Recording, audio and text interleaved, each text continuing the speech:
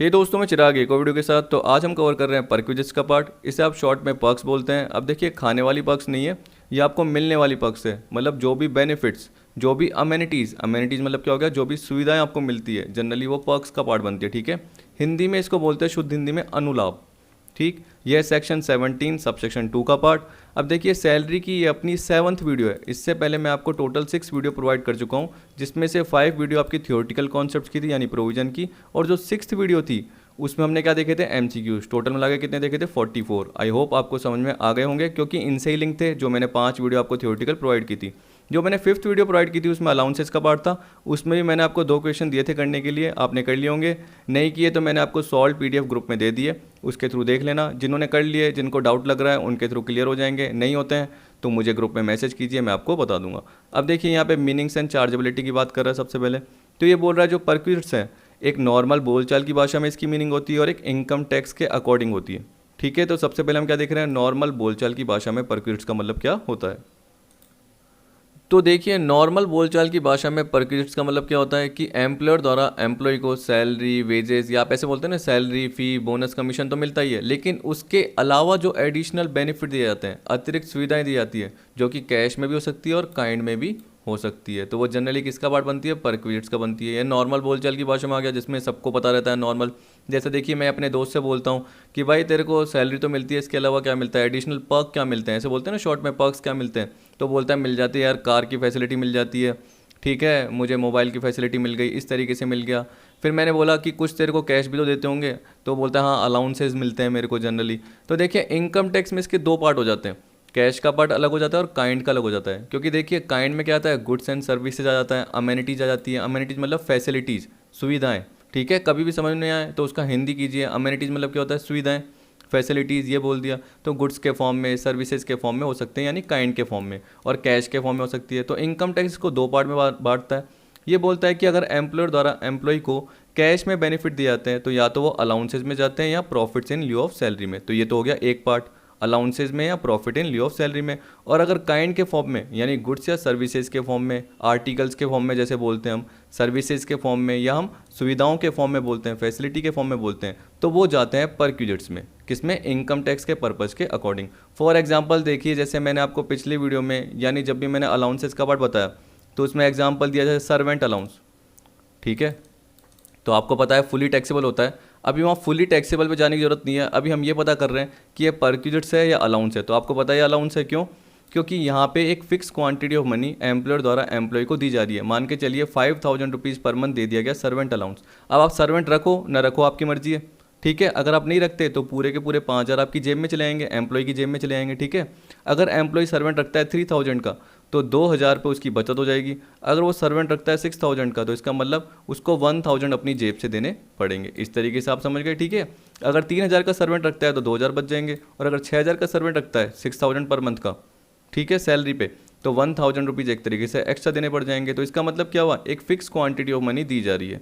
जबकि अगर servant facility की बात कर रहे हैं, तो उसमें ये बोल रहे हैं कि भाई तुम्हें टेंशन लेने की जरूरत नहीं है। एम्प्लॉय को क्या बोल रहे हैं, तुम्हें टेंशन लेने की जरूरत नहीं है, जो भी सर्वेंट है हम प्रोवाइड करेंगे, उसका जो भी सैलरी का पार्ट होगा हम पे करेंगे। ठीक है, तो जो भी एक्सपेंडिचर है वो कौन बॉन्ड कर रहा है, एम्प्लॉयर बॉन्ड कर रहा है। जैसे रेंट फ्री एकोमोडेशन, ठीक, जैसे देखिए मैं बोलता हूँ taxable HRA, taxable house rent allowance, किस में जाता है, profits in lieu of salary में जाता है। जनरली बोला जाता है, ढंग से सुन लेना। वैसे ही देखिए, पिछली वीडियो में फर्स्ट क्वेश्चन में मैंने आपको बताया था कि अगर जॉब टर्मिनेट हो गया, उसमें एम्प्लॉय को एम्प्लॉयर से जो भी कंपनसेशन मिल रहा है, पहला क्वेश्चन देख लेना पिछले वीडियो का 44 जो MCQs बताए थे, तो किस में जाएगा, profits in lieu of salary में जाएगा। कीमैन इंश्योरेंस पॉलिसी, ध्यान है आपको, कीमैन इंश्योरेंस पॉलिसी क्या है, एम्प्लॉयर एम्प्लॉय की करता है। क्यों करता है, क्योंकि एम्प्लॉय ट्रस्टेबल होता है एक तरीके से, वो हमें बेनिफिट दे रहा होता है। तो एम्प्लॉयर का क्या लगता है, अगर ये चले जाएगा तो मुझे लॉस होगा, तो इसका इंश्योरेंस करवा दिया जाता है। मैच्योरिटी पे जो भी पैसा आता है और जो बोनस मिलता है, उसका कुछ हिस्सा अगर एम्प्लॉय को दिया जा रहा है, तो एम्प्लॉय के लिए क्या है, वो बेनिफिट, वो उसके सैलरी का पार्ट होगा। तो वो किस फॉर्म में होगा, profits in lieu of salary. Taxable gratuity, taxable retrenchment compensation, मतलब एग्जम्पशन का पार्ट नहीं, टैक्सेबल पार्ट, वो किस में जाता है, profit in lieu of salary. Allowances में DA, सर्वेंट अलाउंस मैंने आपको बोला, डिनर अलाउंस बोला। इसके अलावा पार्टली में मैंने जैसे बहुत सारे स्पेसिफिक अलाउंस आपको बताए थे, जो एक्चुअल एक्सपेंडिचर से रेलिवेंट थे और जो नहीं थे, वो पार्ट आ गए। तो समझ गए। जैसे देखिए, हाउस रेंट अलाउंस बोला मैंने आपको, क्या बोला कि वो किस में जाएगा, कैश के फॉर्म में, या तो वो अलाउंसेज में या profit in lieu of salary में। क्योंकि आपको पता है कि आपको 4,000 rupees per month, 6,000 rupees per month fix दे दिया गया। लेकिन रेंट फ्री अकोमोडेशन में क्या बोला, भाई ये लो घर आराम से रहो, इसमें और भी कोई फैसिलिटी का पार्ट हम आपको प्रोवाइड कर देते हैं, जैसे कुक की फैसिलिटी प्रोवाइड कर देते हैं, आपको मोबाइल की फैसिलिटी दे देते हैं कि जितना भी बिल बनेगा उसको हम पे करने के लिए तैयार है। तो वो आपको फैसिलिटीज़, अमेनिटीज़ दी जा रही है, इसलिए उसको क्या बोला जाता है, परक्विजिट। समझ गए। आज की वीडियो में हम देखेंगे रेंट फ्री अकोमोडेशन का पार्ट। एक बार इसको जल्दी पढ़ लेता हूँ मैं। ये बोल रहा है इन कॉमन पार्लेंस, सामान्य बोलचाल में perquisites means any casual emoluments. देखिए ये सैलरी के फॉर्म में होता है एक तरीके से, पर मान के चलिए कि प्रॉफिट का एडिशनल पार्ट एक तरीके से एम्प्लॉयर क्या करता है, एम्प्लॉय को दे देता है। तो कैजुअल मतलब क्या हो गया, कभी कभी दिए जाने वाले benefit, or benefits attach to an office or position in addition to salary or wages. Salary या वेजेस के अलावा जो आपकी पर्टिकुलर पोजीशन है, जॉब पोजीशन या ऑफिस में जो भी आपका काम है, उनसे रिलेटेड जो भी आपको बेनिफिट्स प्रोवाइड किए जाते हैं, which is availed by an employ. In other words perquisites are the benefit in addition to normal salary. Normal salary के अलावा दिए गए बेनिफिट, ये कैश में भी हो सकते हैं और काइंड में भी। ये वॉलेंट्री भी हो सकते हैं रखना, और कॉन्ट्रेक्चुअल भी हो सकते हैं। इसका मतलब या तो एम्प्लॉयर एम्प्लॉय के बीच में सर्विस कॉन्ट्रैक्ट हो जाएगा, उसमें पहले से गिवन है, या एम्प्लॉयर की मर्जी अपनी इच्छा से भी वो दे सकता है। कहने का मतलब लीगली भी हो सकते हैं और बिना लीगली एक तरीके से अपनी इच्छा के थ्रू एम्प्लॉयर प्रोवाइड कर सकता है। काइंड का मतलब क्या हो गया, that is by way of goods, services, benefits और अमेनिटीज़। अमेनिटीज़ मतलब क्या हो गया, सुविधाओं के फॉर्म में, फैसिलिटीज़ के फॉर्म में। फॉर इनकम टैक्स पर्पजेज, देखिए अब आ गया, only those benefits which are given in the form of articles और अमेनिटीज़ मतलब सर्विसेज के फॉर्म में या सुविधाओं के फॉर्म में, and can be measured in term of money are regarded perquisites, और जिनको मनी के टर्म में मेजर किया जा सकता है, ठीक है, मापा जा सकता है। The benefits which are given in cash are called allowances or profits in lieu of salary, जो कि आपने पिछली वीडियोज़ में देख लिए थे। अभी हम क्या देख रहे हैं, परक्विजिट्स। अब देखिए बोल रहा है कि जितने भी परक्विजिट्स हैं उनको हम 3 कैटेगरी में बांट देते हैं। एक जो टैक्सेबल परक्विजिट्स सारे एम्प्लॉय के लिए, एक बोला टैक्सेबल परक्विजिट्स जो सिर्फ स्पेसिफाइड एम्प्लॉयज़ के लिए। अब स्पेसिफाइड एम्प्लॉयज़ कौन होते हैं, उनके लिए आपको 3 कंडीशन देखनी है। अगर तीनों में से किसी एक कंडीशन में आप आ रहे हो तो वो जनरली आप क्या कहलाओगे, स्पेसिफाइड एम्प्लॉय कहलाओगे। अभी मैं नीचे आपको बता दूंगा। फिर तीसरा है टैक्स फ्री। देखिए दोनों टैक्सेबल हैं, यह है टैक्स फ्री यानी exempted perquisites for all employees, सारे एम्प्लॉयज़ के लिए जो टैक्स फ्री है। अब देखिए सबसे पहले आपको दे रखा है taxable perquisites for all employees. अब आपको पता है कि परक्विजिट्स एक वीडियो में कवर नहीं हो सकता, तो हम क्या देखेंगे आज, रेंट फ्री अकोमोडेशन का पार्ट देखेंगे। तो इसमें देखिए इसके अंदर फर्स्ट पॉइंट के अंदर और रेंट फ्री अकोमोडेशन का पार्ट पहला है यानी सब पॉइंट, फिर इसके अंदर बी पॉइंट भी है, सी पॉइंट भी है, डी पॉइंट है, ई पॉइंट है, एफ पॉइंट है और जी पॉइंट है, ठीक है, यानी टोटल मिला के 7 पॉइंट है। फिर आपका सेकंड आ रहा है टैक्सेबल परक्विजिट्स जो सिर्फ स्पेसिफाइड एम्प्लॉय के लिए। फिर इसके अंदर भी देखिए A B C D E, तो आगे इस तरीके से इसके छोटे छोटे पार्ट आएंगे। जो इंपॉर्टेंट होंगे उनको हम ज़्यादा डिटेल में कवर करेंगे, और जो नहीं होंगे उनको कवर करने की ज़रूरत नहीं है, वो आप यहीं से ही पढ़ लोगे। मैंने शुरू में इसलिए दिया है ताकि आपको समझ में आ जाए, ठीक है। फिर मैंने ये नोट्स में कवर करे कुछ जो आज देख लेंगे हम। फिर ये जो थर्ड वाला पार्ट आएगा जो कि टैक्स फ्री वाला आएगा, कहाँ गया, ये रहा, ये टैक्स फ्री परक्विजिट्स का पार्ट है। इसको देखेंगे बाद में, क्योंकि आज मैं रेंट फ्री अकोमोडेशन करा रहा हूँ, उसके क्वेश्चन भी कवर कराऊंगा। पर आपके माइंड में क्या आ गया कि सर स्पेसिफाइड एम्प्लॉय क्या होता है, तो वो मुझे बताना ज़रूरी है, इसलिए मैंने बीच में नोट्स के फॉर्म में कवर कर दिए हैं यहाँ से, ठीक है, समझ गए। चलो मैं एक बार इसको जूम क्या करता हूँ, 2 मिनट ख़राब होंगे लेकिन समझाने के लिए आपको देखो समझ में आ गया होगा। देखिए ये फर्स्ट पार्ट आपको दिख रहा है, फिर मैं थोड़ा नीचे कर लेता हूँ, ये आपको सेकंड पार्ट दिख रहा है टैक्सेबल परक्विजिट्स।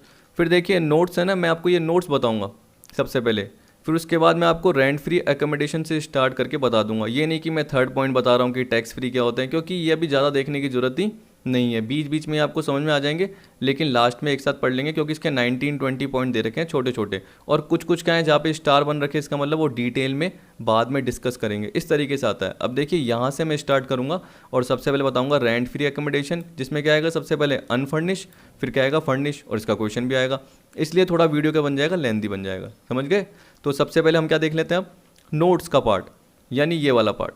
देखिए ये रहा नोट्स, तो फर्स्ट और सेकंड पॉइंट के बाद है। सेकंड मतलब क्या हो गया, जो टैक्सेबल दोनों है, taxable perquisites only for specified employ मैंने बोला, तो उनसे रिलेटेड हमें देखना है कि स्पेसिफाइड एम्प्लॉयज़ का मतलब क्या होता है। पर एक बार रुकिए, मैं आपको ये बता देता हूँ कि देखिए जब मैंने आपको ये बताया कि टैक्सेबल परक्विजिट्स होता है फॉर ऑल एम्प्लॉयज़, तो इसमें क्या आ गया, value of rent free accommodation provided by the employer. इसका मतलब क्या है, एम्प्लॉयर ने एम्प्लॉय को जो रेंट फ्री अकोमोडेशन दिया है। अब अकोमोडेशन में क्या आएगा वो सारा पढ़ लेंगे। रेंट फ्री होता है, इसका मतलब क्या हो गया कि एम्प्लॉयर एम्प्लॉय से कुछ नहीं मांग रहा, लेकिन अगर मांगता है, ठीक है, या रिकवर कर लेता है, तो वो लेस कर दिया जाएगा। क्योंकि आप सोचिए कि अगर आपसे कोई रेंट मांग रहा है तो वो आपकी फैसिलिटी कहाँ से हो गई, सीधी सी बात है, वो तो आपका एक्सपेंडिचर हो गया। मैं एक एम्प्लॉय हूँ किसी कंपनी का और कंपनी ने क्या बोला कि हम आपसे है ना 2000 रुपीज़ पर मंथ क्या लेंगे, इस पर्टिकुलर जगह का रेंट लेंगे। ठीक है, वैसे तो कितनी है फैसिलिटी की वैल्यू, 5000 रुपीज़ पर मंथ है, तो उसके अकॉर्डिंग आपके कितने बन रहे हैं, 60,000 रुपीज़ बन रहे हैं। लेकिन हम आपसे 2000 रुपीज़ के हिसाब से पर मंथ के हिसाब से 12,000 लेंगे। तो ये तो मैं एक तरीके से क्या करूँगा, अपने टैक्सेबल पार्ट में क्यों लूँगा फालतू के लिए, क्योंकि ये तो मेरा खर्चा है, ये मैं पे कर रहा हूँ। मेरा जो टैक्सेबल पार्ट कौन सा आएगा, जो फ्री है या कंसेशनल रेट पे दिया जा रहा है। तो यहाँ पे जनरली फ्री का पार्ट है। बी पॉइंट में क्या बोल रहा है, value of concession in rent in respect of accommodation provided to the assessee by his employer. Same ऊपर है लेकिन वो रेंट फ्री है, और यहाँ पे क्या बोल रहा है कि एम्प्लॉयर द्वारा एम्प्लॉय को जो भी अकोमोडेशन दिया जा रहा है उसमें कुछ कंसेशन दिया जा रहा है, कि जैसे 5,000 की रेंटल वैल्यू है, तो एम्प्लॉयर क्या बोल रहा है कि आपको उसमें से हमें क्या करना पड़ेगा, 2,000 रुपये पर मंथ रेंट देना पड़ेगा या 1,000 देना पड़ेगा। तो इसका मतलब हमें सामने वाला कंसेशन दे रहा है, फ्री नहीं दे रहा, लेकिन हमें क्या कर रहा है, कुछ ना कुछ हमसे वैल्यू ले रहा है, तो हम लेस कर देंगे और बाकी जो पार्ट है वो टैक्सेबल हो जाएगा। सी पॉइंट में क्या बोल रहा है कि हमारी लाइबिलिटीज़, हमारी ऑब्लिगेशन कौन पे कर रहा है, एम्प्लॉयर पे कर रहा है। एम्प्लॉयज़ की लाइबिलिटी कौन पे कर रहा है, एम्प्लॉयर पे कर रहा है। जैसे मान के चलिए कि मैं अपने बच्चों को पढ़ाता हूँ, ठीक है, किसी स्कूल में, तो उसका जो भी बिल आ रहा है वो कौन पे कर रहा है, एम्प्लॉयर पे कर रहा है। ये आ गया। जैसे मेरे नाम से बिजली का बिल आ रहा है, मेरे नाम से यानी एम्प्लॉय के नाम से, पानी का बिल मेरे नाम से आ रहा है, तो कौन पे कर रहा है, एम्प्लॉयर पे कर रहा है। ठीक है, होटल के क्लब के बिल हो गए, मेरे खर्चे थे होटल के क्लब के, वो कौन पे कर रहा है, सामने वाला। मेरी इनकम टैक्स की लायबिलिटी थी, वो कौन पे कर रहा है, सामने वाला, एम्प्लॉयर पे कर रहा है। मैंने लोन लिया हुआ था, लोन का पेमेंट कौन कर रहा है, सामने वाला पे कर रहा है। वो सारा पार्ट आ गया, समझ गए। तो इस तरीके से मेरे मोटरसाइकिल थी खुद की, उसके जो भी खर्चे आते हैं वो कौन पे कर रहा है, एम्प्लॉयर पे कर रहा है। तो उस केस में जनरली ये वाला पार्ट आ जाता है। ये बोल रहा है tax point, any obligation of the employ made by employer shall be taxable on cash basis that is in the year in which amount is paid by the employer. जिस साल एम्प्लॉयर ने amount पे किया है उस साल वो taxable हो जाएगा। ठीक है, जैसे बोल रहा है employer paid employees professional tax liability pertaining to period 18-19 in April 19। अब देखो 18-19 की थी, लेकिन 19 में पे करिए अप्रैल में, यानी 19-20 में। तो ये कब टैक्सेबल होगी, प्रीवियस ईयर 19-20 में। इस तरीके से आपको देखना है। अब देखिए मैं आगे इसलिए नहीं पढ़ा रहा क्योंकि आपको समझ में नहीं आएंगे, क्योंकि मुझे इसका डिटेल में पार्ट कवर करना है। तो अब चलते हैं किसकी तरफ, रेंट फ्री अकोमोडेशन की तरफ। उससे पहले क्या देखते हैं, नोट्स में क्या बोल रहा है कि perquisites are taxable under the head salaries only if they are allowed by an employer to his employee or any member of his household. क्या बोल दिया, या तो एम्प्लॉयर द्वारा एम्प्लॉय को या उसके किसी भी घर के मेंबर को, घर के सदस्य को। अब घर के सदस्य में कौन आता है, तो नीचे यहाँ पे देखिए दे रखा है कि स्पाउस, कहने का मतलब पति है तो पत्नी, पत्नी है तो पति, चाहे वो डिपेंडेंट हो, चाहे वो आश्रित हो, चाहे वो नहीं हो। कहने का मतलब चाहे वो खुद अर्न करते हो चाहे नहीं करते हो। कहने का मतलब कभी कभी आप देखते हो ना, पति के साथ साथ पत्नी भी क्या करती है, कहीं अर्न करती है। तो ज़रूरी नहीं है वो अर्न करे या ना करे, उससे कोई फ़र्क नहीं पड़ता। पेरेंट्स, माता पिता, चाहे वो डिपेंडेंट हो चाहे नहीं हो। ठीक है, सीधी सी बात है। बेटे पे जो भी माता पिता है वो डिपेंडेंट हो या नहीं हो, उससे कोई फ़र्क नहीं पड़ता। सर्वेंट, इसके अलावा देखिए चिल्ड्रन एंड देयर स्पाउस, इसका मतलब क्या हो गया कि बच्चे और उनके भी क्या हो गए स्पाउस। जैसे लड़का है तो उसकी क्या हो गई, बीवी हो गई, यानी ये जैसे आपकी क्या हो गई, आपके हिसाब से क्या बोलूँ, बहू हो गई एक तरीके से। ठीक, ये पार्ट आ गया। और देखिए अगर हम बोलते हैं कि लड़की है, ठीक है, अगर लड़की भी तो उसका पति क्या कहलाता है, मेरे हिसाब से दामाद कहलाता है ना। हाँ, क्योंकि देखिए मैं रिश्ते में थोड़ा कच्चा हूँ, थोड़ा सा समझने में। तो लड़की हो गई तो उस केस में क्या हो गया, उसका जो पति है वो क्या कहलाएगा, आपका दामाद कहलाएगा। जैसे आपकी बेटी, उसका हस्बैंड, तो वो क्या कहलाएगा, दामाद कहलाएगा, चाहे वो डिपेंडेंट हो चाहे नहीं हो।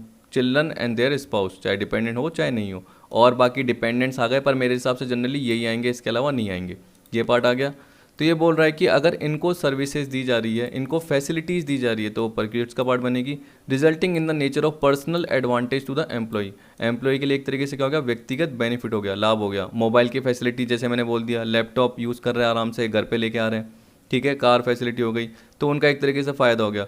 Derived by virtue of employees authority, तो वो किसके थ्रू डेराइव हुआ है, एम्प्लॉय को जो अथॉरिटी मिली है, एम्प्लॉय को जो पोजीशन मिली है जॉब, उनसे रिलेटेड उनको क्या मिलती है, फैसिलिटी। जैसे जैसे हायर पोजीशन पे जाते हैं फैसिलिटीज़ भी और ज़्यादा मिलती है। अब देखिए मैंने क्या बताया, कॉन्ट्रेक्चुअल भी हो सकता है और वॉलंटरी भी हो सकता है। In other word, it is not necessary that benefit must have been received under an enforceable right. इसका मतलब जरूरी नहीं कि वो कॉन्ट्रेक्चुअल राइट के थ्रू, वो वॉलंटरी अपनी इच्छा से भी एम्प्लॉयर दे सकता है। इसका मतलब ये हुआ परक्यूट्स में भी रिसीव्ड फ्रॉम द फॉर्मर, पुराने एम्प्लॉयर से, प्रेजेंट जो करंट का एम्प्लॉयर है, प्रोस्पेक्टिव जो भी बनेगा, ठीक है, आपका एम्प्लॉयर चाहे किससे भी मिले वो जनरली परक्विजिट्स के फॉर्म में आ सकते हैं। मेंबर ऑफ हाउस होल्ड आपको बता दिया। अब देखिए आप स्पेसिफाइड एम्प्लॉयज़ की बात कर रहे हो तो सबसे पहले ये देखिए कि सेकंड पॉइंट में क्या बोल रहा है। फर्स्ट पॉइंट में बोल रहा था कि सारे एम्प्लॉयज़ के लिए, इसका मतलब चाहे वो स्पेसिफाइड हो चाहे वो नॉन स्पेसिफाइड हो, लेकिन यहाँ पे क्या बोल दिया, टैक्सेबल परक्विजिट्स जो सिर्फ स्पेसिफाइड एम्प्लॉयज़ के लिए ही टैक्सेबल है। The value of the following benefit और अमेनिटी ग्रांटेड और प्रोवाइडेड फ्री ऑफ कॉस्ट और at concessional rate by the employ is taxable only for specified employees. तो अब देखिए इसमें यही तो बोल रहा है, एम्प्लॉयर द्वारा एम्प्लॉय को जो भी बेनिफिट्स अमेनिटीज ये जो बता रखे हैं दिए हैं, फ्री ऑफ कॉस्ट हो, कंसेशनल रेट पे भी हो सकते हैं। देखिए फ्री ऑफ कॉस्ट हो या कंसेशनल, कंसेशनल का मतलब क्या हो गया, वही जैसे मान के चलिए गैस फैसिलिटी आपको मिली, ठीक है, और बोल दिया कंपनी ने कि देखिए हमारी जो फैसिलिटी है वो 4000 रुपीज़ पर मंथ की है, ठीक है, गैस से रिलेटेड फैसिलिटी। मैंने ऐसे एग्जांपल दे दिया, चाहे मैं वैल्यू ज़्यादा बता रहा हूँ लेकिन नॉर्मल समझिए एग्जांपल, 4000 रुपीज़ पर मंथ की फैसिलिटी है, हम आपको फ्री ऑफ कॉस्ट दे रहे हैं, तो इसका मतलब सारी की सारी आपके टैक्सेबल है 4000 to 12।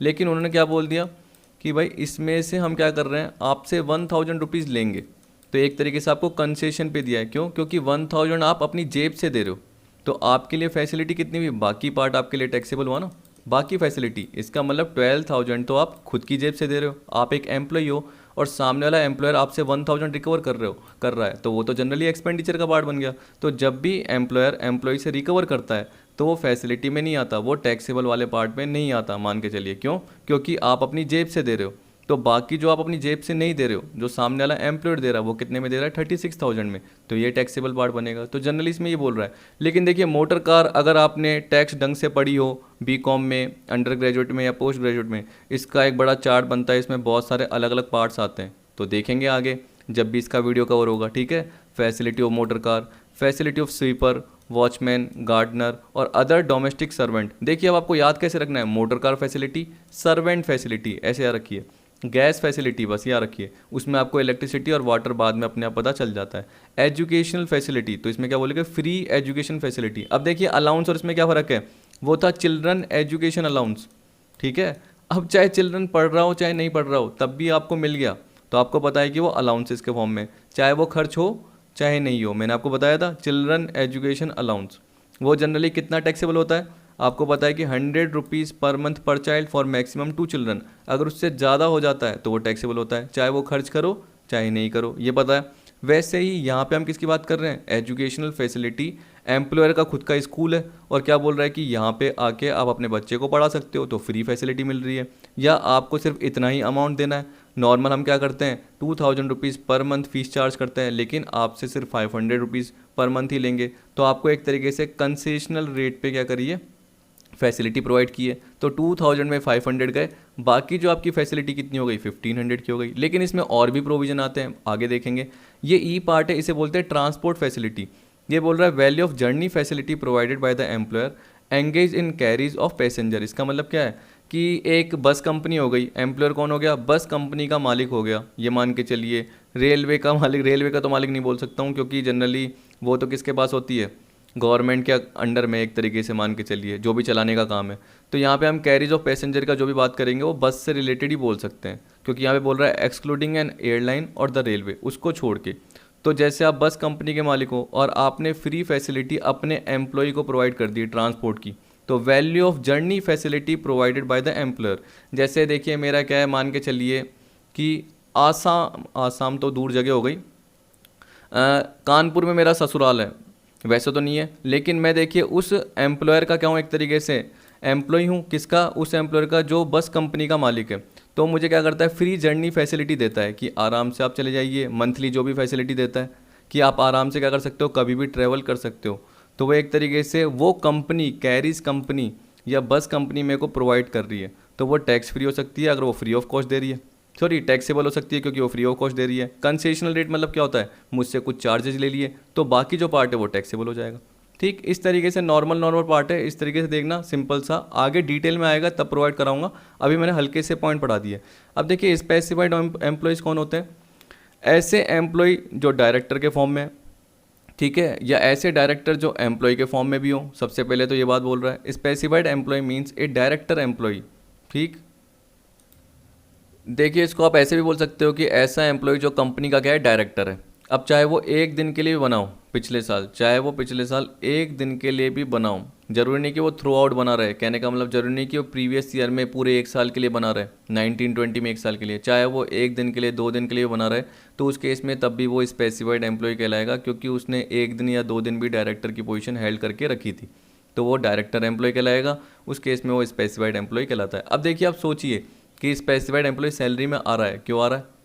क्योंकि आपको पता है कि वो किसके फॉर्म में है, एम्प्लॉय के फॉर्म में है। अब इस केस में क्या है कि जो पर्टिकुलर ये ऊपर की फैसिलिटीज़ हैं जो भी हैं, ये बोल रहा है taxable perquisites only for specified employee. तो इसके अलावा जो भी एम्प्लॉयज़ होंगे, स्पेसिफाइड एम्प्लॉयज़ के अलावा जो भी एम्प्लॉयज़ होंगे, उनके लिए ये सारी फैसिलिटी टैक्स फ्री हो जाती है। समझ गए? तो अगर एक कोई पर्सन है, नॉर्मल एम्प्लॉय है, जो बाकी 2 कंडीशन भी पूरी नहीं कर रहा, तो वो स्पेसिफाइड नहीं कहलाएगा, क्योंकि वो डायरेक्टर तो है नहीं, और बाकी जो 2 कंडीशन भी आपको बताऊंगा वो भी अगर वो पूरी नहीं कर रहा, तो वो नॉन स्पेसिफाइड एम्प्लॉय कहलाएगा। इस केस में जो भी उसको मोटर फैसिलिटी मिल रही है, मोटर कार की गैस इलेक्ट्रिसिटी फैसिलिटी मिल रही है, जो भी फ्री एजुकेशन फैसिलिटी मिल रही है, ठीक है, जो ऊपर मैंने बताया स्वीपर फैसिलिटी मिल रही है या ट्रांसपोर्ट फैसिलिटी मिल रही है, ये 5 फैसिलिटी में कोई भी मिल रही है, तो वो उसके लिए टैक्स फ्री होती है, क्योंकि वो नॉन स्पेसिफाइड एम्प्लॉय है, क्योंकि मतलब वो तीनों में से एक भी कंडीशन पूरी नहीं कर रहा। अगर वो तीनों में से एक भी करता है तो टैक्सेबल तो रहेगा। इसका मतलब ऊपर के जो फर्स्ट पॉइंट के वो तो टैक्सेबल हैं, लेकिन सेकंड पॉइंट जो स्पेसिफाइड एम्प्लॉय के केस में वो टैक्सेबल हो जाएंगे, क्योंकि वो स्पेसिफाइड एम्प्लॉय की कैटेगरी में आ रहा है। ये बोल रहा है it is immaterial weather he is a nominee of the workers, financial institution etcetera on the board. वो बोर्ड में जैसे नॉमिनी डायरेक्टर अपॉइंट करते हैं ना, तो चाहे वो नॉमिनी डायरेक्टर के फॉर्म में भी हो एम्प्लॉय, वर्कर के एक तरीके से रिप्रेजेंटेटिव के फॉर्म में भी हो, तो वो बोर्ड में नॉमिनी के फॉर्म में चाहे अपॉइंट किया गया है, तब भी वो डायरेक्टर के फॉर्म में ही काम कर रहा है। वैसे ही बोल रहा है whether the employ is full time director और पार्ट टाइम, कैसे भी हो, whether he was a director throughout the previous year और नॉट। इसका मतलब चाहे वो एक दिन के लिए भी हो डायरेक्टर, वो एम्प्लॉय डायरेक्टर हो जाएगा। ठीक है। Tax point, a director employ shall be treated as specified employ of that company only. इसका मतलब अगर वो 2 कंपनी में काम कर रहा है और एक कंपनी में वो डायरेक्टर एम्प्लॉय है, मतलब एम्प्लॉय भी है और डायरेक्टर के फॉर्म में भी काम कर रहा है, तो उसी कंपनी में वो डायरेक्टर एम्प्लॉय कहलाएगा। दूसरी कंपनी में अगर वो सिर्फ एम्प्लॉय है तो एम्प्लॉय कहलाएगा सिर्फ। ये बोल रहा है if Manu is working with X limited as director employee and with Y limited as employee only, she will be treated as, ये अच्छा लड़की का नाम है क्या, she will be treated as specified employee only for X limited and not for Y limited. ठीक, तो ये एक्स लिमिटेड के लिए स्पेसिफाइड एम्प्लॉय है, लेकिन वाई लिमिटेड के लिए नहीं है। वाई लिमिटेड के लिए नॉन स्पेसिफाइड एम्प्लॉय है। अब देखिए दूसरा क्या बोल रहा है, director even for a day is constitute as specified employ of such company.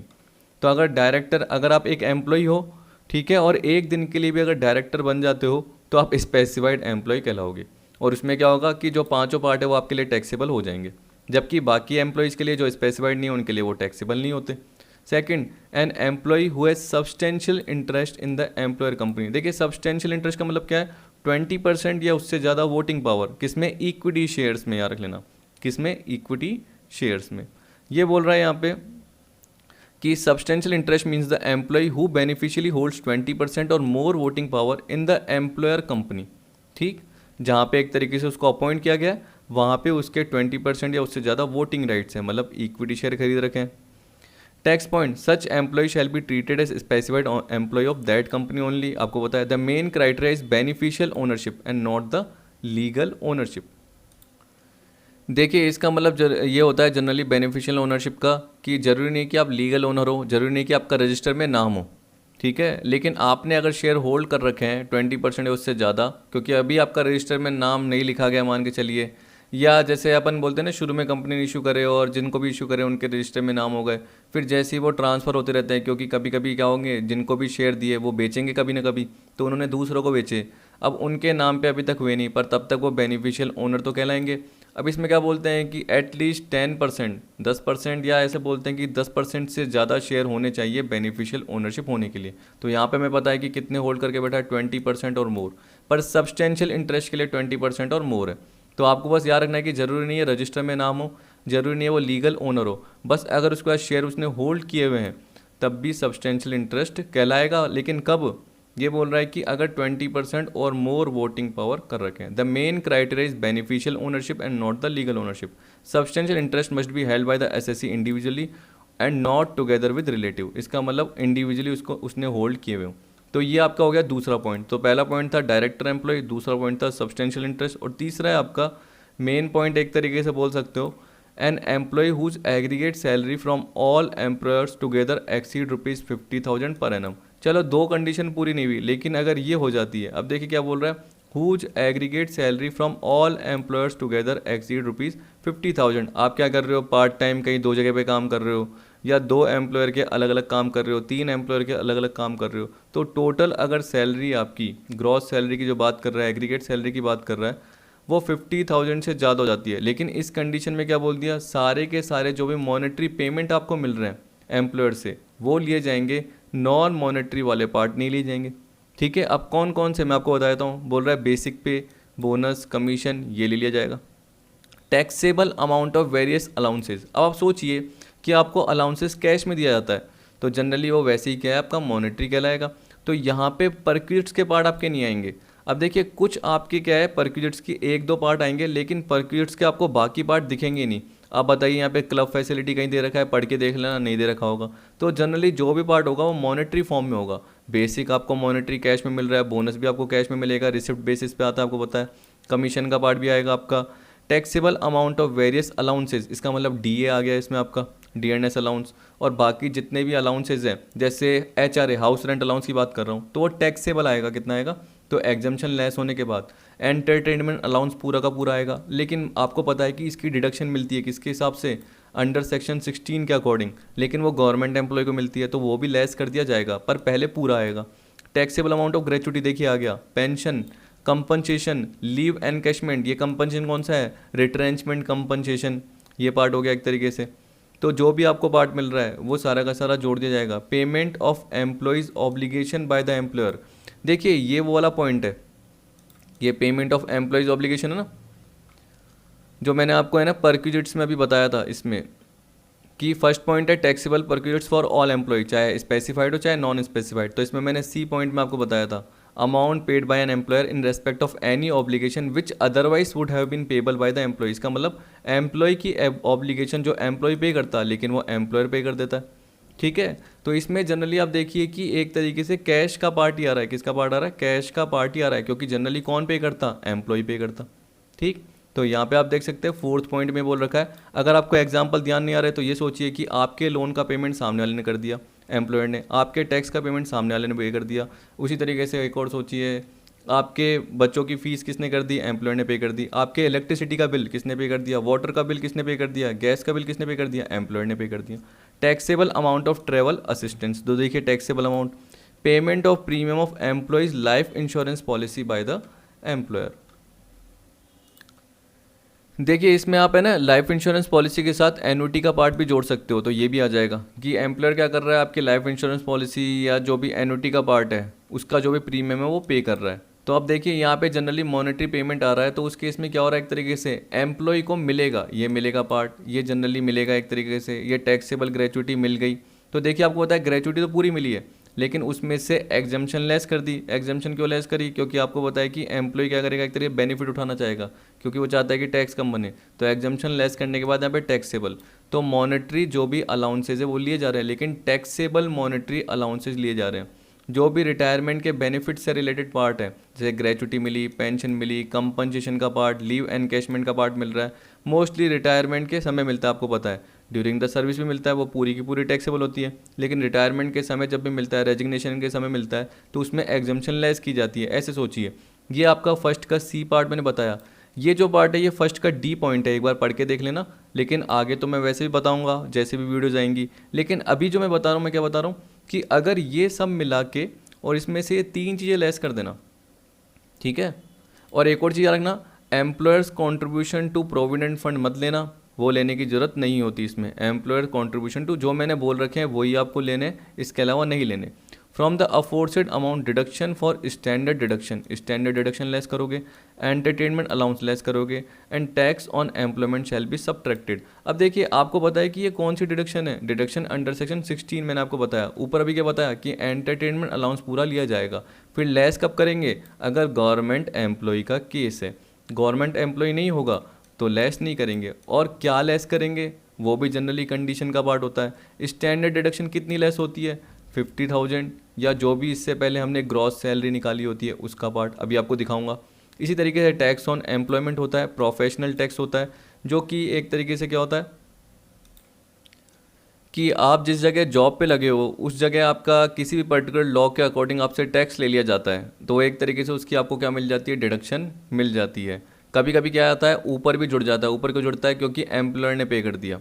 तो जैसे एंटरटेनमेंट अलाउंस जुड़ता है, क्यों जुड़ता है? क्योंकि किसने दिया? एम्प्लॉयर ने दिया। वैसे ही अगर जो टैक्स ऑन एम्प्लॉयमेंट है, अगर एम्प्लॉयर पे कर देता है तो पहले जुड़ेगा, फिर उसके बाद आपको डिडक्शन मिल जाएगी। अब वो डिडक्शन मिलेगी वो भी एक पॉइंट तक मिलती है, क्या पता वो चेंज हो गई होगी, तो जनरली उसको पढ़ लेंगे। मेरे हिसाब से मैंने यहाँ पे कवर किया तो है।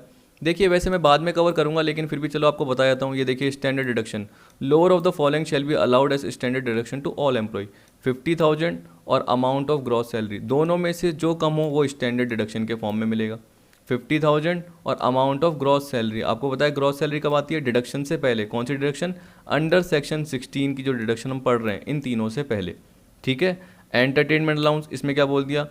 एंटरटेनमेंट अलाउंस इनिशियली क्या होगा? इंक्लूड किया जाएगा, यही तो हम पढ़ रहे हैं। देयर आफ्टर डिडक्शन मिलेगी किसके according? Deduction under section 16 sub section 2, यानी पॉइंट 2 ये बोल रहा है deduction for entertainment allowance being minimum of the following. ये सिर्फ किसको मिलेगी? गवर्नमेंट एम्प्लॉयज़ को ही मिलेगी। प्राइवेट एम्प्लॉयज़ को या non government employees, foreign government employee, इसके अलावा जो भी पार्ट है उनको नहीं मिलेगी। Actual entertainment allowance 5,000, 20% of basic salary. ठीक है। तीनों में से जो कम हो उतनी डिडक्शन मिल जाएगी, ये पार्ट बोल रहा है। डिटेल में नहीं पढ़ रहे हैं, नॉर्मल शॉर्ट में पढ़ रहे हैं, ताकि आपको हल्का हल्का पॉइंट पता चल जाए, बाद में देखेंगे। फिर देखिए टैक्स ऑन एम्प्लॉयमेंट और प्रोफेशनल टैक्स की बात कर रहा है, क्योंकि मैं इसका इक्वेशन भी कवर करा दूंगा, आपको थोड़ा समझ में आ जाएगा बात के लिए। Tax on employment, profession, trade etcetera levied by a state under article 276 of constitution will be allowed as deduction on cash basis. इसका मतलब पिछले साल अगर आपने टैक्स पे किया है तो पिछले साल एक तरीके से डिडक्शन आपको मिल जाएगी। अगर आपने 18-19 में किया होता तो 18-19 में मिलती, 19-20 में किया होता तो पेड बेसिस पे अलाउ होगी, ड्यू बेसिस पे नहीं होगी।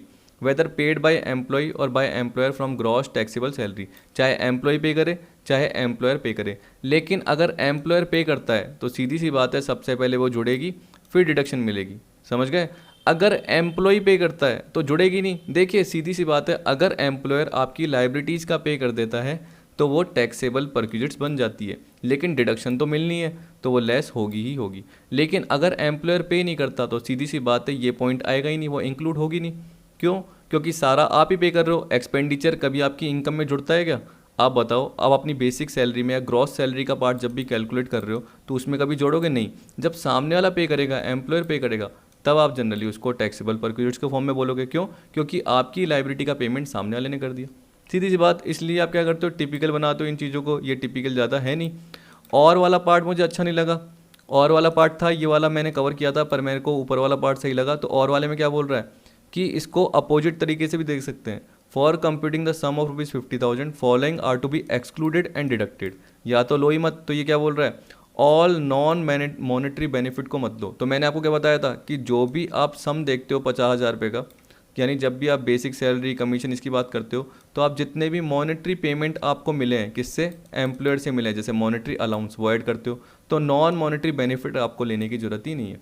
तो आप सारे अलाउंस लेते हो, क्यों? क्योंकि वो सारे मॉनेटरी होते हैं, कैश में होते हैं। और सारे टैक्सेबल पार्ट लेते हो, क्या लेते हो? तो ये बोल रहा है कि नॉन मॉनेटरी बेनिफिट मत लो, नॉन टैक्सेबल मॉनेटरी बेनिफिट मत लो। इसका मतलब आपको टैक्सेबल मॉनेटरी बेनिफिट लेना है। ठीक है। तो ये दोनों मत लो, तो ये उल्टी अप्रोच है कि ये भी चीज़ मत लो, ये भी मत लो। जबकि मैं क्या बोलता हूँ कि सीधी अप्रोच में सबसे सिंपल क्या है? बेसिक, बोनस, कमीशन, ये सब आएगा। इसके अलावा जो भी मॉनेटरी अलाउंस है और जो भी एम्प्लॉयर ने एम्प्लॉय के बिहाफ पे पे किया है वो पार्ट आ जाएगा। लाइफ इंश्योरेंस प्रीमियम एन्युटी का पे करा है वो आ जाएगा। ट्रैवल असिस्टेंस का कोई टैक्सेबल पार्ट है वो आ जाएगा। और फिर लेस करना है तो बाद में ये लेस कर देना। ठीक है। अगर लिया है तो, जब आपने लिया ही नहीं, सीधी सी बात है, ऊपर सोचिए मैंने कहीं लिया है क्या? मैंने लिया ही नहीं। First, second, third, fourth, fifth, sixth में कहीं मैंने दिखाया है क्या? जब मैंने दिखाया ही नहीं तो ये मुझे देखने की ज़रूरत ही नहीं है। हाँ, बाद में आपको डिडक्शन तो क्या करनी पड़ेगी? लेस करनी पड़ेगी। और ये एम्प्लॉयर कॉन्ट्रीब्यूशन लेस कब करोगे? अगर आपने इसमें ऐड कर दिया है गलती से, तो एम्प्लॉयर कॉन्ट्रीब्यूशन को आपको लेने की ज़रूरत नहीं है। ठीक है। अगर वो आपने सैलरी में ऐड कर दिया है तो आपको लेने की ज़रूरत नहीं है। अब अगर 50,000 से ज़्यादा अमाउंट हो जाता है तो आप स्पेसिफाइड एम्प्लॉय कहलाते हो। अब मैं धीरे धीरे क्यों बता रहा हूँ, क्योंकि आपको ये पर्टिकुलर पॉइंट हल्के पता रहने चाहिए। और देखिए यहाँ पे यही बोल रहा है, हमने ये पढ़ा था कि एक से ज़्यादा एम्प्लॉयर हो सकते हैं, तो बोल रहा है where salaries receive from 2 or more employer the aggregate salary from all employer shall be considered for calculation of above ceiling and if aggregate salary exceed 50,000 per annum the employee shall be treated as specified employees for all employers. ठीक है, यानी सबका total ले लिया और 50,000 से ज़्यादा बन गया, तो वो सारे एम्प्लॉयर्स के लिए स्पेसिफाइड एम्प्लॉय हो गया। मिस्टर रोहन एक्स कंपनी के साथ और वाई लिमिटेड के साथ काम कर रहा है। हिज टैक्सेबल मॉनेटरी सैलरी मतलब निकली हुई है, वो किसकी है, एक्स एंड कंपनी से रिलेटेड है 36,000 पर एनम और वाई लिमिटेड से रिलेटेड कितनी है 45,000 per annum. Since the aggregate salary is more than 50,000 per annum, Mr. Rohan will be treated as specified employee for both the employer that is X and company and Y limited। फिर क्या बोल रहा है, even DA चाहे वो retirement benefit का part ना हो तब भी वो सैलरी में इंक्लूड किया जाएगा। जब भी हम ये 50,000 की मॉनेटरी लिमिट का पार्ट कैलकुलेट कर रहे हैं तब भी DA लिया जाएगा, चाहे वो रिटायरमेंट बेनिफिट का पार्ट हो चाहे नहीं हो। ठीक है, अब हम चलते हैं। देखिए ये पार्ट तो हो गया, मुझे समझाना तो था, अभी नहीं तो बाद में समझाता, लेकिन एक तरीके से आपकी हेल्प हो गई। अब हम चलते हैं सबसे कौन से पॉइंट पे, मैं आपको सबसे पहले ऊपर बता देता हूँ। देखिए मैंने आपको ABC हल्के से पॉइंट बताए, आगे भी बताऊँगा, जैसे DEFG वाले पॉइंट आएंगे, उनकी डिटेल पार्ट भी आपका आएगा। तो सबसे पहले डिटेल का पार्ट किसका रहा, इसका टैक्सेबल परक्यूट्स फॉर ऑल एम्प्लॉयज़ में, यानी चाहे स्पेसिफाइड एम्प्लॉय हो चाहे नॉन स्पेसिफाइड एम्प्लॉय हो। इसमें हम देख रहे हैं value of rent free accommodation provided by the employer. और मैंने आपको बताया, देखिए जब आप नीचे जाते जाओगे तो जैसे ही थर्ड पॉइंट टैक्स फ्री का ख़त्म होगा उसके बाद आपको PDF में ये देखने को मिल जाएगा वैल्यूएशन ऑफ परक्यूट्स। इसमें क्या बोल रहा है, value of rent free accommodation provided by employer. सबसे पहला केस क्या है, valuation of rent free unfurnished accommodation. तो ये बोल रहा है जब भी एक एम्प्लॉयर एम्प्लॉय को क्या करता है, रेंट फ्री अकोमोडेशन देता है, तो उसमें दो पार्ट होते हैं, एक तो अनफर्निश और एक क्या होता है, फर्निश। सबसे पहले हम अनफर्निश का देख रहे हैं, क्योंकि अगर मैं फर्निश भी बीच में बताने लग जाऊंगा तो आप कंफ्यूज हो जाओगे। ठीक, देखिए इसमें क्या बोल रहा है, rent free accommodation is taxable in the hand of all employees except the जजेस of high court or supreme court and official of parliament or union minister and a leader of opposition. तो ये बोल रहा है opposition party के leader भी हो गए, चाहे ऑफिशियल्स ऑफ पार्लियामेंट, पार्लियामेंट के जो भी ऑफिशियल्स पर्सन हो गए, यूनियन मिनिस्टर हो गए, अपोजिशन के जो भी लीडर हो गए उनके लिए, हाई कोर्ट के जजेस और सुप्रीम कोर्ट के जजेस, इनको छोड़ के बाकी सबके लिए टैक्सेबल है। इसका मतलब गवर्नमेंट एम्प्लॉयज़ के लिए भी टैक्सेबल होगा। और वो गवर्नमेंट के जो भी रूल फ्रेम होंगे ना, उसके अकॉर्डिंग जो भी लाइसेंस फीस होगी उस हिसाब से क्या होगा, उनके लिए वो रेंट फ्री अकोमोडेशन वैल्यू के बेसिस पे टैक्सेबल हो जाएगा। वैल्यूएशन मतलब क्या हो रहा है कि आप देखना चाहते हो कि कितना पार्ट टैक्सेबल होगा, जो कि एम्प्लॉय की कंप्यूटेशन जो भी सैलरी से रिलेटेड पार्ट है उसमें कैलकुलेट होके आएगा। ठीक है, तो हम टैक्सेबल परक्यूट्स की बात कर रहे हैं, उसमें हम क्या देख रहे हैं, valuation of rent free unfurnished accommodation, जिसमें हमने क्या बोल दिया कि सबके लिए, सारे एम्प्लॉयज़ के लिए टैक्सेबल है, इनको छोड़ के। अब ये बोल रहा है अकोमोडेशन का मतलब क्या है, fix as well as floating structure. इसका मतलब एक जगह खड़ा है, चाहे वो इधर से उधर जा रहा है, हिल रहा है तब भी। तो देखिए हाउस आपको पता है, फ्लैट, फार्म हाउस, ये फिक्स स्ट्रक्चर होते हैं। Or a part thereof accommodation in hotel, motel, service apartment, guest house etcetera normal से दे रखे हैं आपको। अब देखिए इसमें सारे होटल्स आ गए, मोटल्स आ गए, फ्लैट आ गया, हाउस आ गया, फार्म हाउस आ गया, सारे के सारे पार्ट आ गए। लेकिन देखिए होटल से रिलेटेड कुछ और भी पार्ट है, वो हम मेरे हिसाब से अगली वीडियो में कवर कर पाएंगे, क्योंकि मेरे हिसाब से तो आज क्वेश्चंस भी पूरे नहीं हो पाएंगे जो मैं कवर करवाना चाहता हूँ। मेरे हिसाब से मैंने शायद 2 या 3 क्वेश्चन लिए, तो देखते हैं आगे की कितने क्वेश्चन हो पाते हैं। फ्लोटिंग में क्या बोल रखा है, इसको बोलते हैं कारवैन। ठीक है, क्या बोलते हैं, कारवैन, कि इसका मतलब एक है ना, कार के द्वारा लार्ज व्हीकल पुल किया जा रहा है। एक कार लगी हुई है और उसके साथ पीछे एक लार्ज व्हीकल है, जिसमें जनरली आप क्या कर सकते हो, खाना बना सकते हो, सो सकते हो, ठीक है, गेम खेल सकते हो, क्योंकि आपको पता है कि वहाँ TV भी लगी हुई है, सारे फीचर्स हैं। ठीक, जो एक तरीके से घर में फीचर्स होते हैं ना, वो पर्टिकुलर उस कार में भी फीचर लगे हुए हैं, इसको क्या बोलते हैं, कारवैन।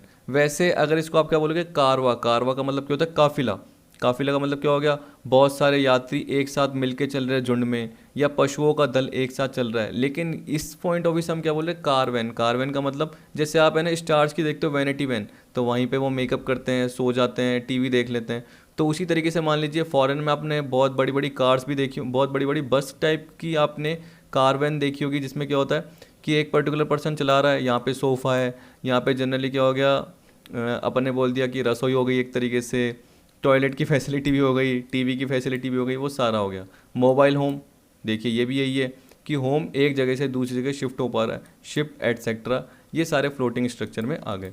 For the purpose of valuation employees are divided into 3 categories. पहला क्या बोल दिया, employees of the central or state government or of any undertaking under the control of the government. आ गया। तो मैंने क्या बताया था कि इसमें जो भी वैल्यूएशन का पार्ट लेंगे कि रेंट फ्री एकोमोडेशन कितना टैक्सेबल है, वो कितना लेंगे, लाइसेंस फीस के इक्वल। दूसरा बोल रहा है accommodation provided by government to an employee serving on deputation. Deputation का मतलब आपको पता है कि जैसे आप किसी परमानेंट जॉब पोजीशन पे हो और आपको टेम्परेरी किसी दूसरी पोजीशन में या दूसरे डिपार्टमेंट में शिफ्ट कर दिया, तो मैंने आपको बताया था डेपुटेशन होता है, प्रतिनियुक्ति। तो वैसे ही गवर्नमेंट क्या करती है, जिन भी एम्प्लॉय को डेपुटेशन पे अपॉइंट करती है तो वो सेंट्रल स्टेट गवर्नमेंट के एम्प्लॉय नहीं माने जाते हैं इस केस के लिए, रेंट फ्री एकोमोडेशन के केस के लिए, और उनको नॉन गवर्नमेंट एम्प्लॉय की तरह ट्रीट किया जाता है। ये मान के चलना, क्या माना जाता है, नॉन गवर्नमेंट एम्प्लॉय है और उस तरीके से ट्रीट किया जाता है। तो इस केस में लाइसेंस फीस का पार्ट नहीं आएगा, समझ गए। और अदर एम्प्लॉय, ठीक है। और चाहे गवर्नमेंट ने जो भी रेंट फ्री एकोमोडेशन प्रोवाइड किया है, तो एकोमोडेशन चाहे गवर्नमेंट का नहीं हो तब भी वो गवर्नमेंट का माना जाएगा और उस तरीके से कैलकुलेशन की जाएगी। मैं ऐसा क्यों बोल रहा हूँ, क्योंकि दोनों केसेस में अलग निकलता है। कहने का मतलब एम्प्लॉयर का खुद का हो, ओन किया हो, तो कैलकुलेशन अलग बनती है, और एम्प्लॉयर का खुद का नहीं हो, एम्प्लॉयर ने खुद ने ही रेंट पे लिया है, तो दोनों केसेस में कैलकुलेशन अलग अलग बनती है। तीसरा है अदर एम्प्लॉय, मतलब इसके अलावा, इन दोनों के अलावा बाकी आ गए, जो कि सेकंड की तरह ही केस बनेगा। लेकिन इसमें मैंने क्या बताया कि अगर एम्प्लॉयर का खुद का घर है या एम्प्लॉयर ने रेंट पे लिया है, तो वो दो केस आ जाएंगे। यहाँ पे जनरली क्या माना जाता है कि जो गवर्नमेंट है उसका खुद का घर है, तो ये माना जाता है कि एम्प्लॉयर ओनर है, यानी गवर्नमेंट ओनर है। लेकिन यहाँ पे क्या माना जाता है, ये देखा जाता है कि क्वेश्चन में क्या बोल रखा है कि गवर्नमेंट ओनर है या नहीं है, या गवर्नमेंट ने रेंट पे लिया है, उस बेसिस पे कैलकुलेशन का पार्ट बनता है। एक बार पढ़ के देखेंगे, समझ में आएगा। देखिए मैं तभी आराम आराम से बता रहा हूँ। वीडियो को क्या करना आप क्या बोलते हैं, एक तरीके से स्पीड बढ़ा देना, जिससे क्या होगा, जल्दी जल्दी आपको समझ में आ जाएगा। अब मैं बोलूँगा जल्दी जल्दी तो आपको लगेगा कि यार सर इतनी जल्दी बोल रहे हैं, स्पीड बढ़ाओगे और जल्दी हो जाएगी, आपको समझ में नहीं आएगा।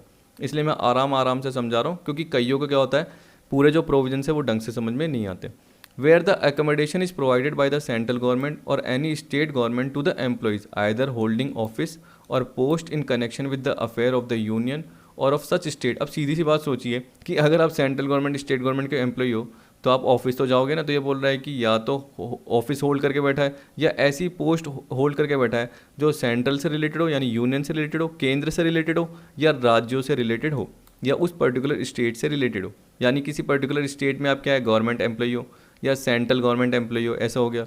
The value of perquisites in respect of such accommodation is equal to the licence fees, जो कि कौन करता है डिटरमिन, सेंट्रल या स्टेट गवर्नमेंट डिटरमिन करता है, किसके according, with the rules framed by government. Government के जो भी रूल है उसके अकॉर्डिंग सेंट्रल या स्टेट गवर्नमेंट डिसाइड करता है कि लाइसेंस फीस जनरली कितनी होगी, और यही टैक्सेबिलिटी का पार्ट बनेगी किन के लिए, गवर्नमेंट एम्प्लॉयज़ के लिए। तो ये बोल रहा है tax point, employees of a local authority or a foreign government are not covered under this category. तो ये नहीं आएंगे, सीधी सी बात है, क्योंकि हमने ऊपर पढ़ा किसके लिए, सेंट्रल गवर्नमेंट स्टेट गवर्नमेंट के एम्प्लॉयज़ के लिए पढ़ा।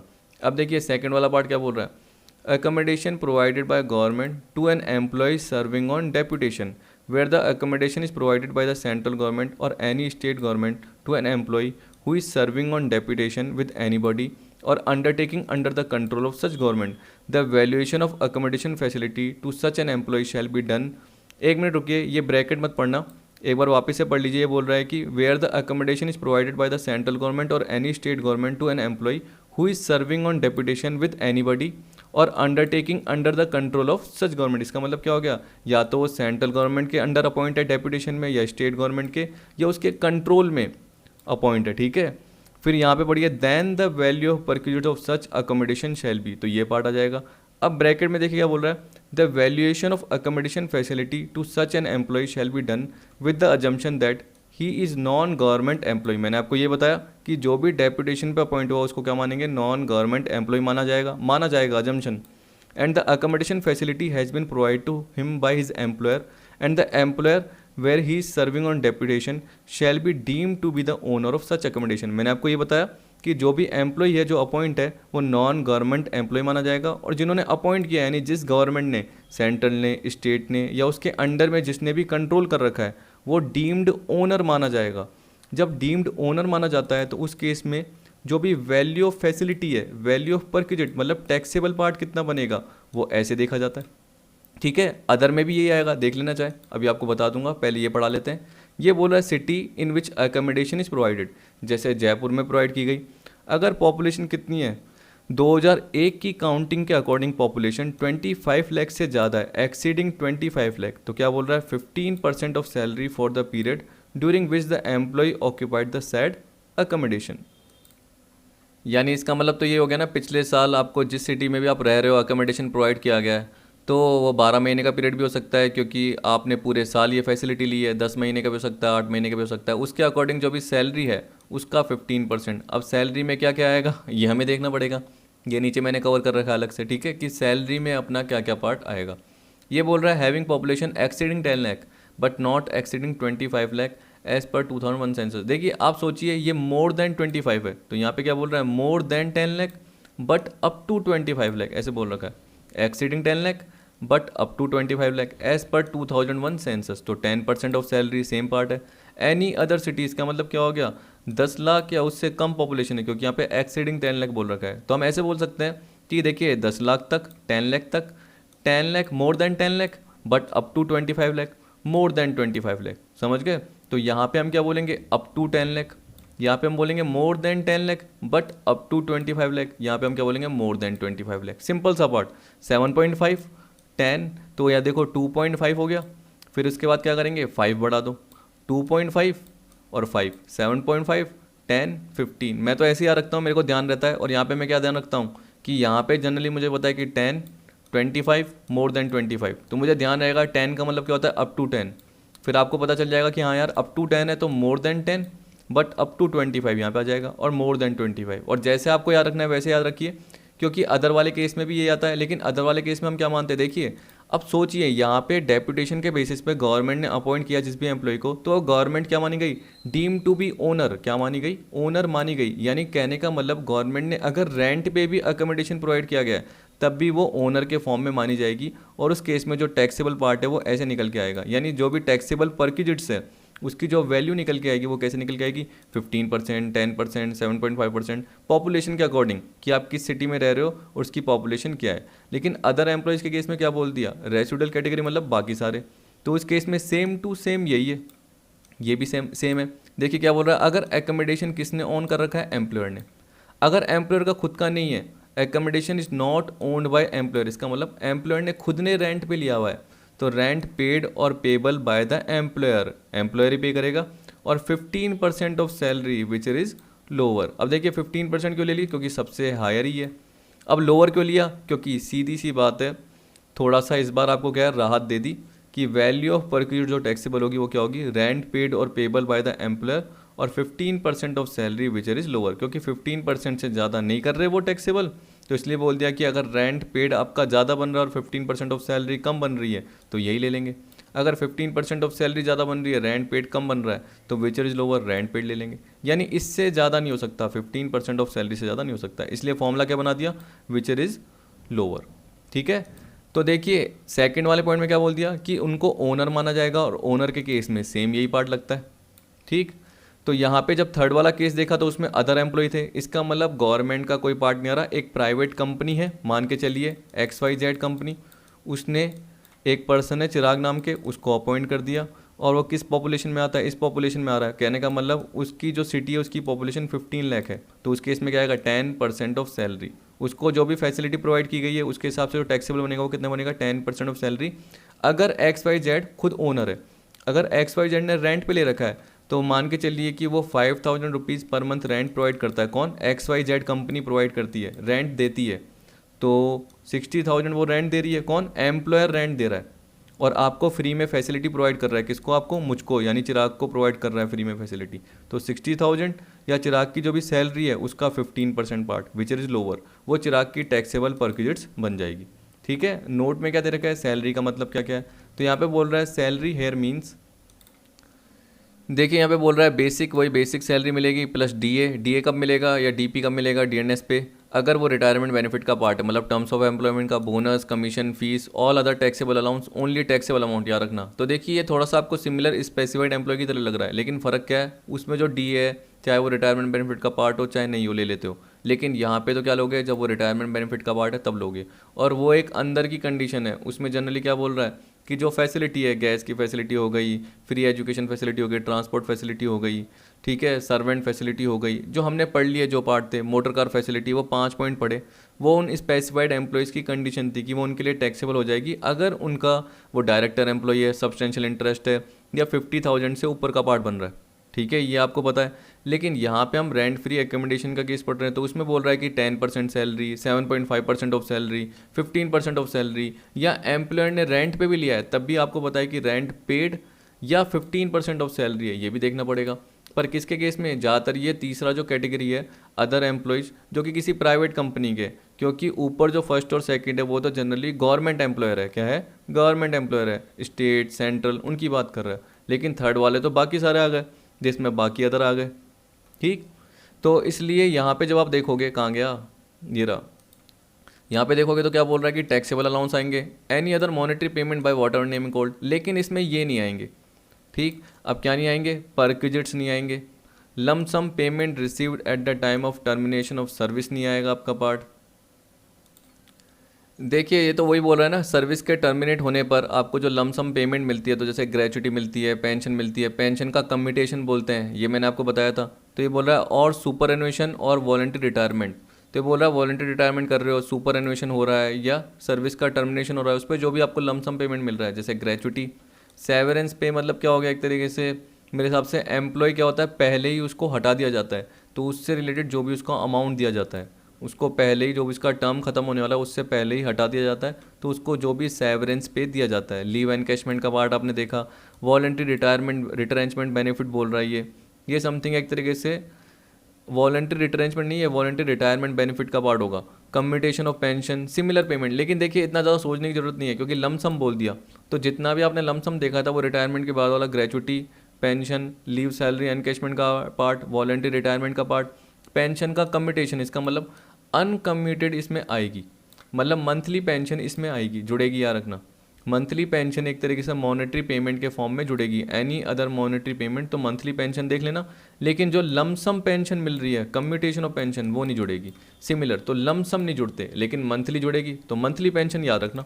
बार बार यही बोले जा रहा हूँ, लेकिन याद रखना ये आएगा ज़रूर। फिर टैक्स पॉइंट में क्या बोल रखा है, सैलरी जो भी होगी वो ड्यू बेसिस पे होगी, इसका मतलब एडवांस का पार्ट आपको देखने की जरूरत नहीं होगी, और एरियर ऑफ सैलरी का पार्ट भी आपको देखने की जरूरत नहीं होगी। Where an assessee is receiving salary from 2 or more employer, the aggregate salary for the period during which accommodation has been provided by any of the employer shall be taken into account. ठीक है, तो assessee क्या कर रहा है, 2 या उससे ज़्यादा एम्प्लॉयर से अगर सैलरी कर रहा है तो ये बोल रहा है कि उस पर्टिकुलर पीरियड के लिए किसी भी एम्प्लॉयर ने अगर अकोमोडेशन प्रोवाइड किया है तो सैलरी का टोटल देखा जाएगा दोनों का, जो भी 15%, 10% ये कैलकुलेट किया जाएगा, तो वो किसका किया जाएगा, टोटल सैलरी का, चाहे किसी भी एक एम्प्लॉयर ने अकोमोडेशन प्रोवाइड किया है। Monetary payment which are not in the nature of perquisite shall be taken into account.